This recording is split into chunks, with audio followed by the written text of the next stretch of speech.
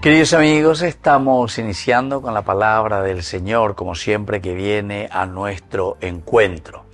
Y ahora, queridos amigos, tenemos desde el libro del Levítico, capítulo 25, del 1 y luego del 8 al 17. El Señor habló a Moisés en el monte Sinaí.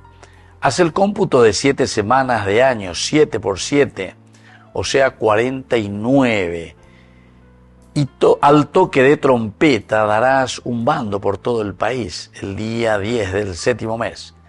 El día de la expiación harán resonar la trompeta por todo el país, santificarán el año 50 y promulgarán la manumisión en el país para todos sus moradores. Celebrarán jubileo, cada uno recobrará su propiedad y retornará a su familia. El año 50 es para ustedes jubilar. No sembrarán ni segarán el grano del ricio, ni cortarán las uvas de las cepas del borde. Queridos amigos, ¿qué es lo que nos está queriendo decir aquí la palabra del Señor? Y nos está invitando y nos está ayudando a esta reflexión profunda, queridos amigos, de lo que significa la fraternidad, de lo que significa la solidaridad. Y no solamente una solidaridad entre nosotros, sino que sobre todo también con la misma naturaleza. Incluso aquí el libro de Levítico nos está diciendo que harán descansar la tierra, harán descansar el campo. Es una forma de decirnos, queridos amigos, que tenemos que tener nosotros un gran cuidado sobre la naturaleza, sobre la creación.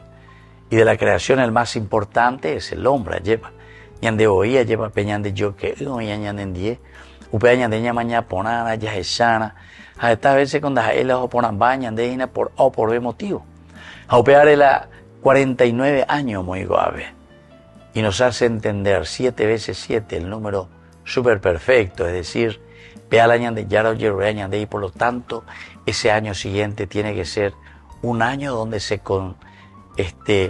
consolida nuestra fraternidad, nuestro amor, pero con gestos bien concretos.